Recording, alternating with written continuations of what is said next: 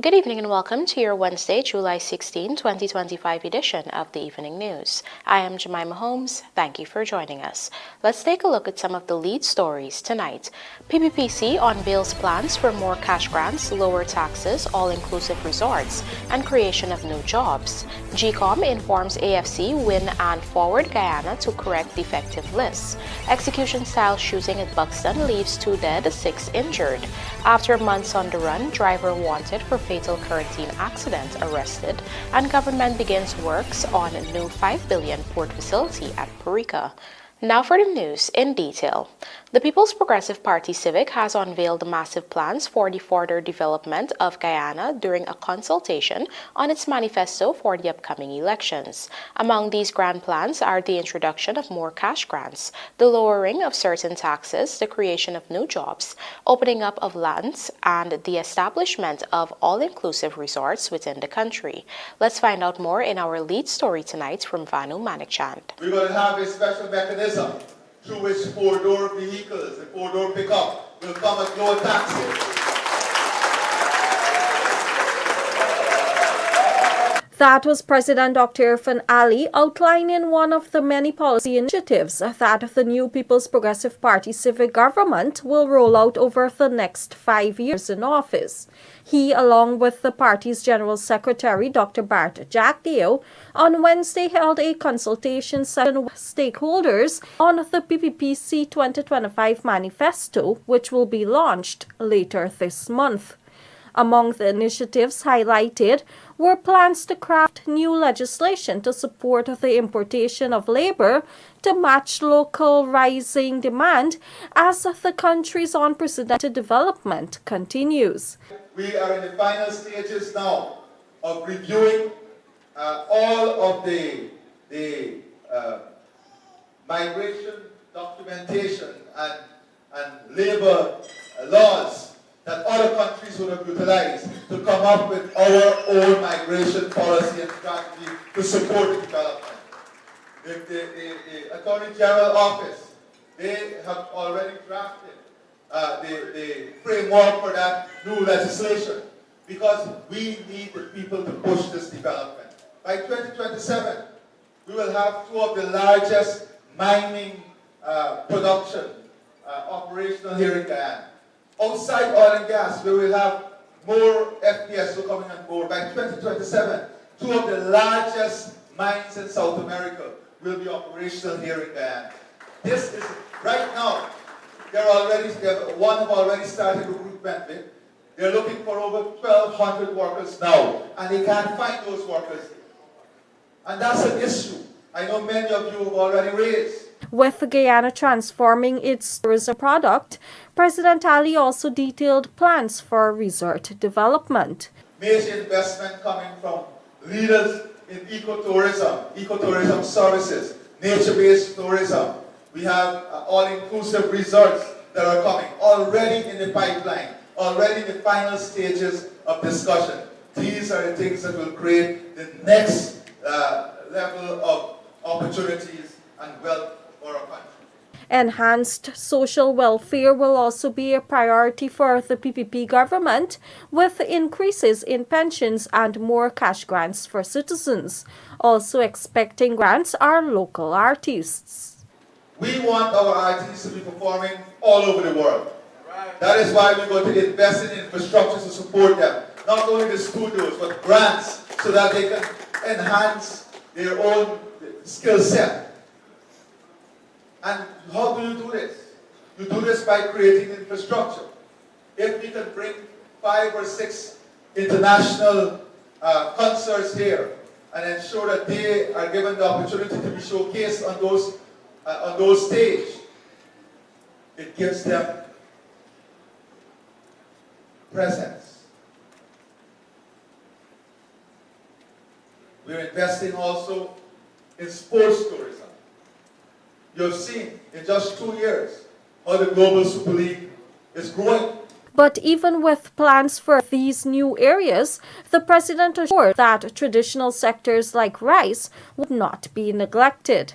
We already said that we have to invest in ensuring there is price stability for our rice farmers, setting a minimum benchmark so that they will know that the government will support them. We have to set up a stabilization fund. I know when the Vice President was President, we had a big discussion around this. How can we create that stabilization fund? We have worked for years on getting insurance for our rice farmers. Today, we have been successful in getting insurance for 6,000 rice farmers. And we're going to launch that program very soon.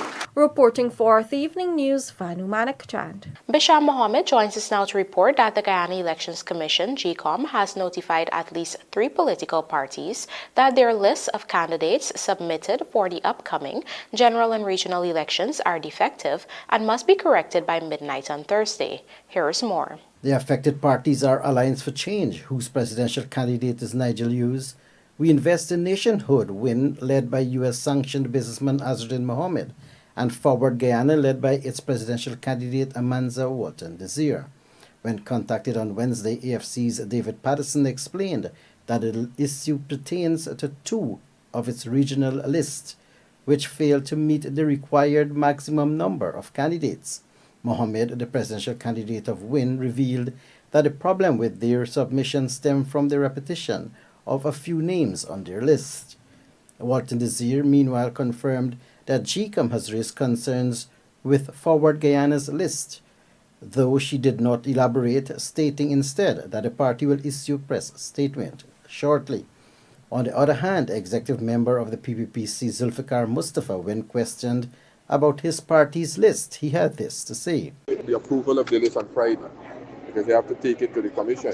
So far, GECOM has not informed me of any error on our list. So I take that because between the first 12 hours, GECOM normally communicate to the parties as the party election agent, who is me, yes, and tell us that we got some defect on the list we have to correct. So far, there is no communication, and I take that there is no defect. I'm just waiting the letter of approval. Okay, great. Right? Thank you very much. We are very seasoned in preparing those things. No issues. Right. Okay, thank you. Failure to correct the issues outlined by GECOM could result in the parties being disqualified from contesting the elections scheduled for September 1. On Monday, 7 political parties submitted their candidate list to GECOM, including the People's Progressive Party, a Partnership for National Unity, Assembly for Liberty and Prosperity, and Horizon and Star Party led by Herbert Maloney. Following the submissions, GECOM immediately began scrutinizing the documents to ensure compliance with the legal requirements. The submissions consist of National Top-Up List, Geographical Constituency List, and the Regional Democratic Council List for those contesting regional elections. The Commission will make its final determination on the validity of all lists by July 18. If any party disagree with the outcome, they may pursue legal actions to challenge GECOM's decision. GECOM is expected to publish the final approved list, including party titles and symbols, on July 23. Bisham Mohammed, Evening News. Minister of Public Works Juan Edgel, who is returning as a candidate for the People's Progressive Party Civic ahead of the September 1 elections, on Tuesday hosted a public meeting at Retrieve Mackenzie Linden, Region 10, where he testified of the shifting support in the PNC stronghold. Luanda McAllister has the details. The fact that we could come here this afternoon and hold a public meeting and to see all of you here in Retrieve is a testimony that there is a change in Linden. There's definitely a change in Linden. Minister of Public Works Juan Edgel addressing a public meeting on Tuesday at Retrieve Mackenzie Linden, Region 10. Region 10 has traditionally been considered a stronghold of the People's National Congress, a partnership for national unity. But Edgel said there is definitely a rejection of the narrative Lindeners were fed about the PPPC. Our politics is not about the color of your jersey or about the color of the flag. We respect you. respect every voter.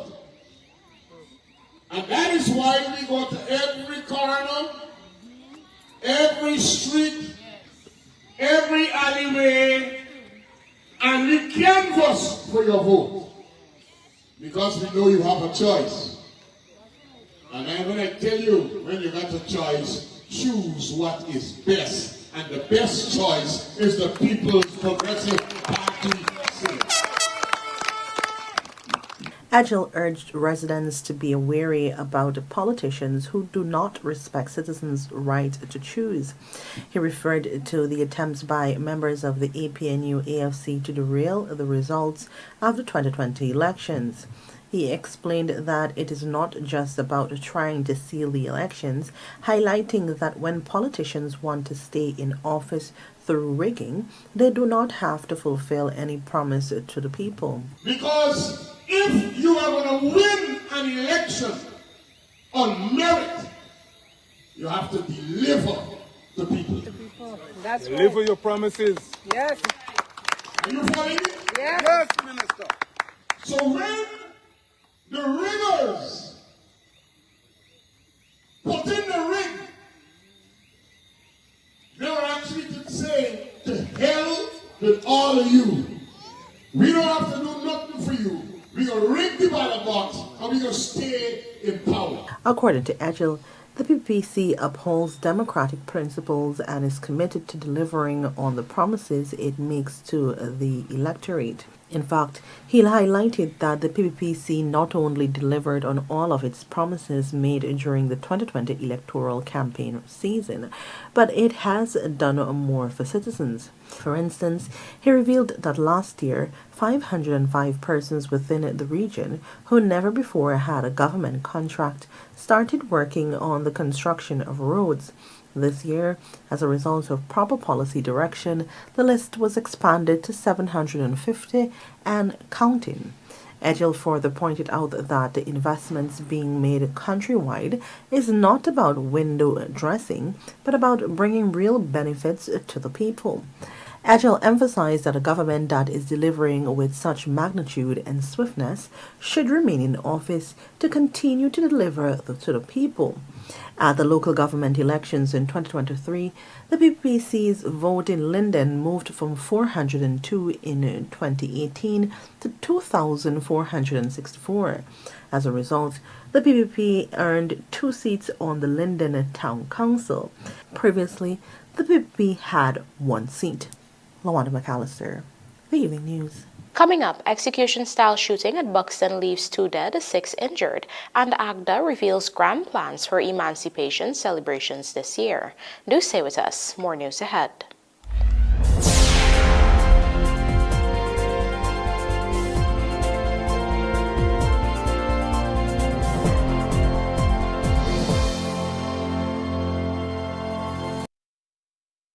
Looking to bring your dream home to reality? Or simply taking on a home improvement project? Then National Hardware Limited is where you should start. Let us put that touch to your home.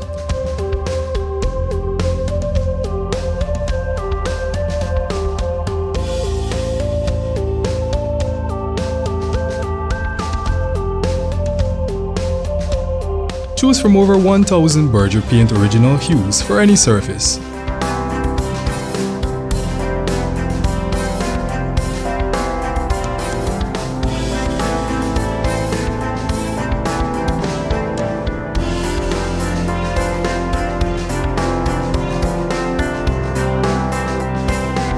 We are known for our trusted brands such as Westinghouse, Philips, Sadco, Rubbermaid, Pyrex, Gibson Home, and so much more. National Hardware Limited, your do-it-best store. Located in downtown Georgetown and industrial site Rhymeville.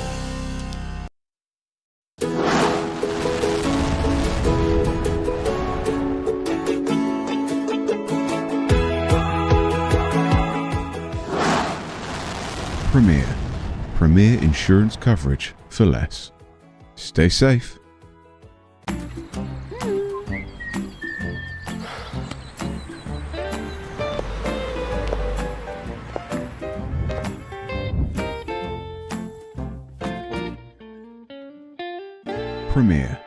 Premier insurance coverage for less. Stay safe. Crispy, creamy, what a catch. So tasty. What a catch. With a caramel center. What a catch. And so much chocolate. Ooh, yeah. First it's crispy, then it's creamy. With so much chocolate, smooth and milky. And when you go a little deeper, you find caramel. Ooh, yeah. What a catch. Oh. What a catch. You know we love you. What a catch. Oh. First it's crispy, then it's creamy. What a catch.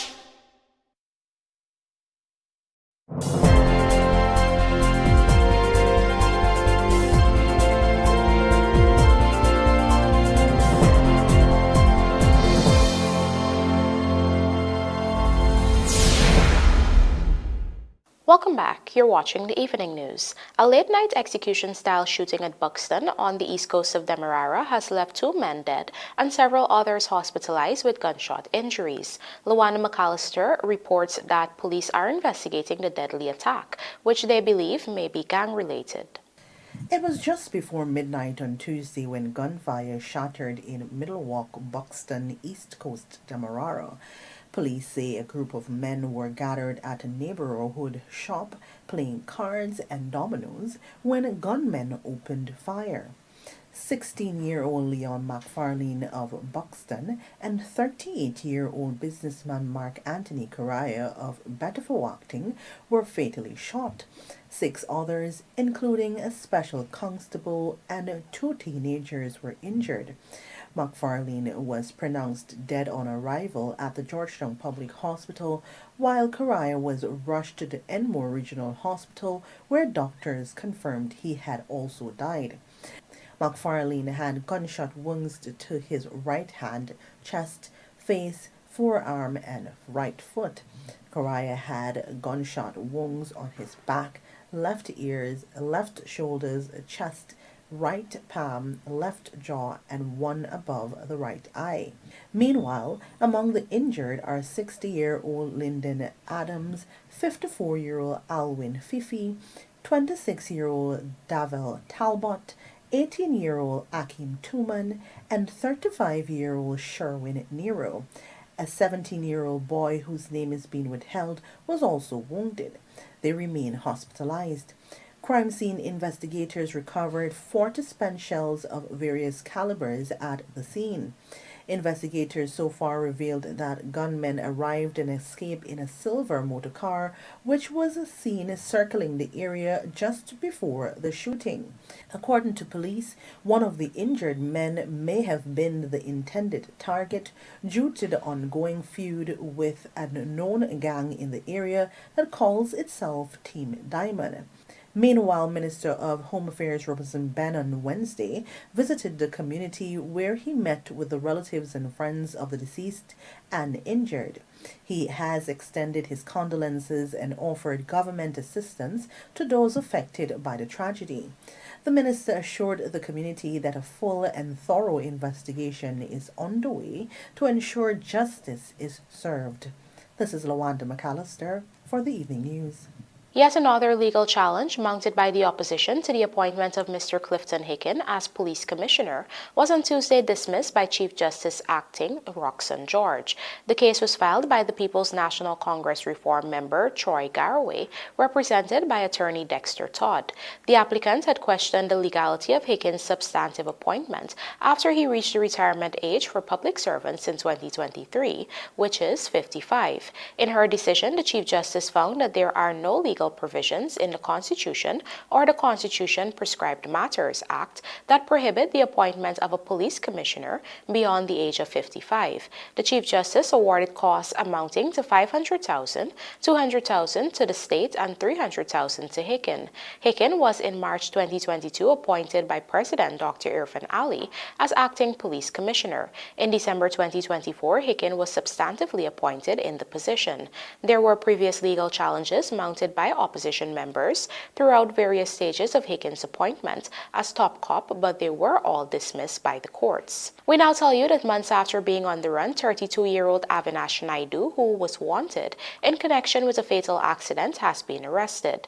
That accident occurred on March 2 and resulted in the death of 9-month-old Ellie Suruj Narain. Her teenage parents were also injured in the accident, and the mother, 19-year-old Kavita Betsan, succumbed to her injuries a few days later. An intelligence-led operation headed by a senior officer in Springlands Police Station District at Linepath, CORENTYNE, Berbice, last evening resulted in the apprehension of the wanted man. Naidu was escorted to the Springlands Police Station pending further investigation.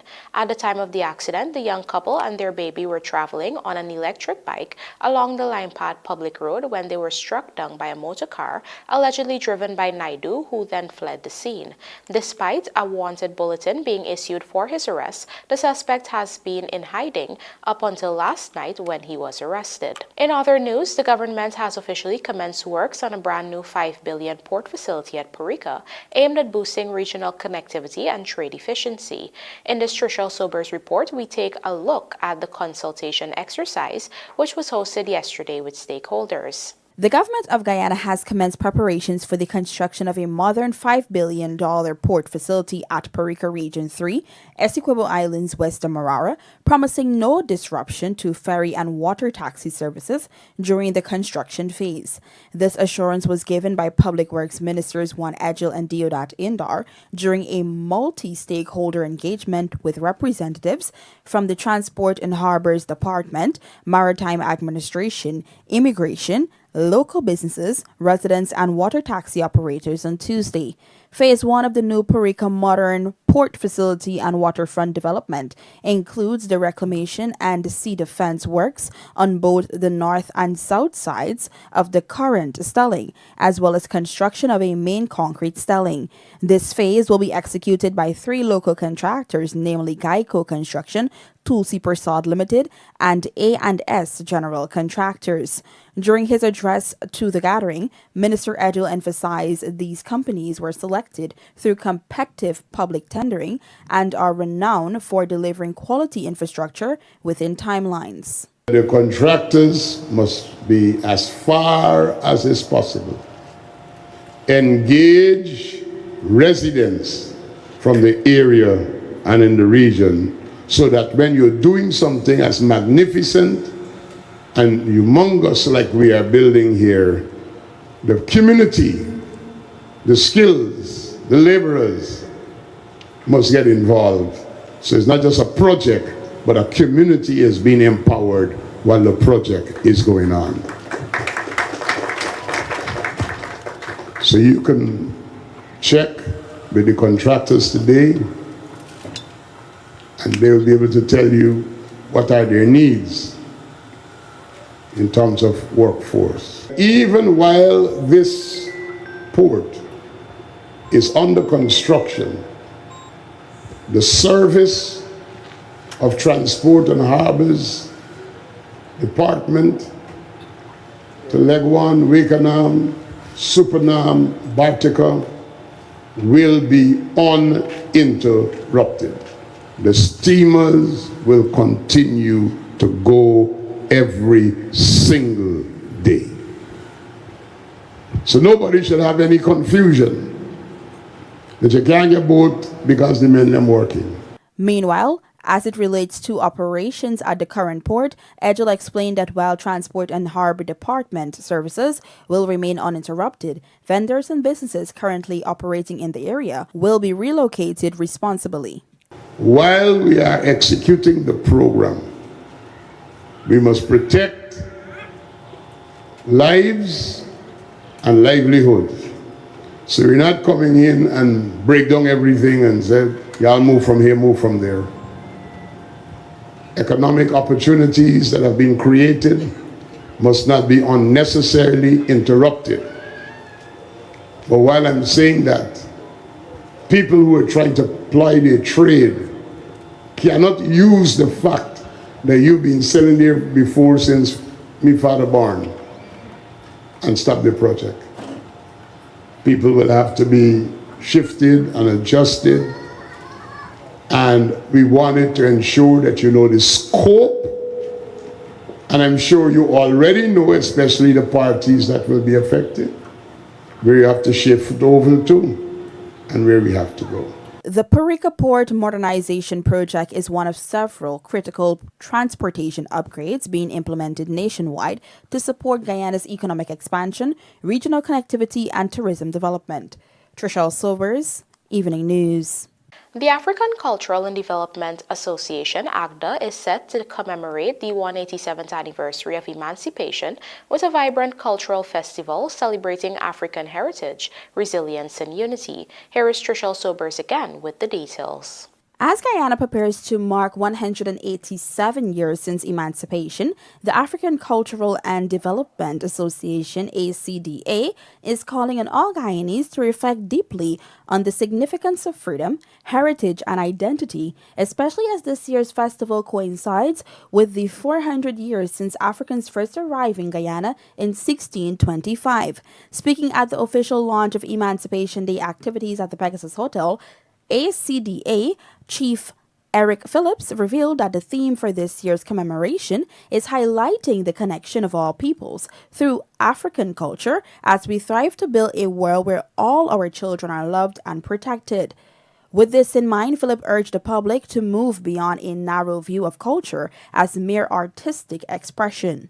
Culture is about symbolic meaning, about common aspirations, and about the relationship between individuals and groups within that society. Culture is also about the relationships between ideas and perspectives.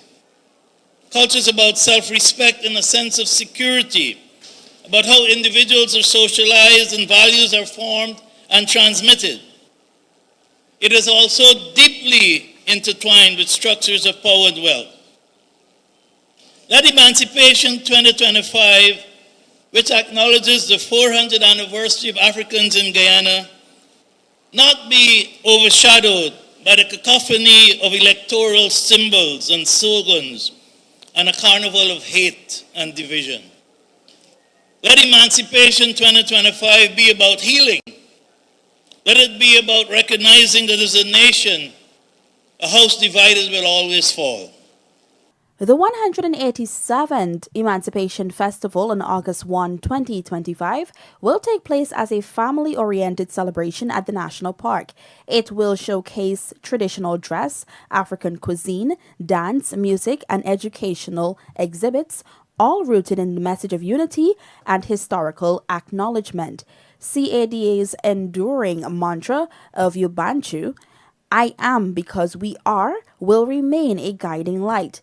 This year's festival will also spotlight the deep roots of achievements of African civilization, from the ancient skeleton of Lucy in Ethiopia to the advanced civilization of Kemet, Egypt, and Ethiopia, and the enduring contributions of African intellectuals, scientists, doctors, and leaders. According to Phillips, it's important that citizens, especially those of African descent, reconnect with ancestral roots, noting that Emancipation Day is not merely symbolic, but foundational to Guyana's existence. Emancipation was freedom.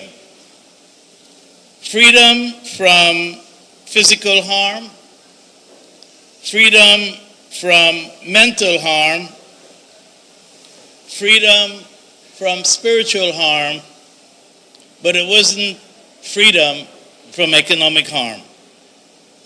Our theme this year is highlighting the connections of all people through African culture as we strive to build a world where all of our children are loved and protected. We acknowledge this theme today because our children are our generational wealth, both past and future. We are reminded of Adriana as we witness her dilemma.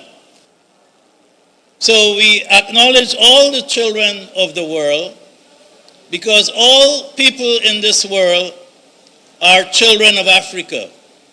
Whether you are Indian, Portuguese, Amerindian, Chinese, you came from Africa. you're a descendant from Africa. So that's why our theme speaks about loving all the children of the world. Trishial Soers, Evening News. And now for a look at the bridge reports. The Demerara Harbor Bridge will be closed to vehicular traffic at 21 hours 30 on Thursday, July 17, 2025, for a period of 1.5 hours. Meanwhile, the Berry River Bridge is scheduled to be closed at 8 hours 50 on Thursday, July 17, 2025, also for a period of 1.5 hours. 4 Guyanese and Windies T20 squad wrestled to retire, and defending champions Rangpo Riders blow away DC to book spot in final showdown. These stories and more coming up in this evening's Sportcast, sponsored by MaCorp. Did you know you can shop all your cat parts online? Start by heading over to parts.cat.com, select MaCorp as your dealer, and register your name, address, and contact information.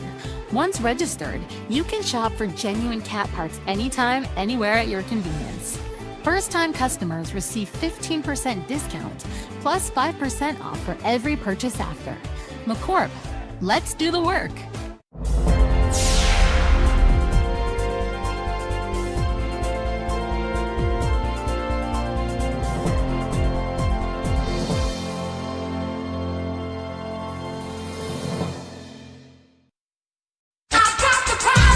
Get the job done right with Sylvie's Industrial Solutions, your trusted source for Stanley tools. Take on any challenge with the 820-watt impact wrench for power and precision, the 1000-volt insulated pliers for safety, the hex key set for versatile adjustments, the lithium screwdriver for effortless fastening, the polisher for flawless finish, and the 2200-watt angle grinder for heavy-duty cutting and grinding. Stanley tools deliver performance, durability, and unmatched reliability for all your projects. Shop now at sylviesonline.com. Sylvie's Industrial Solutions. Power, precision, and perfection in every tool.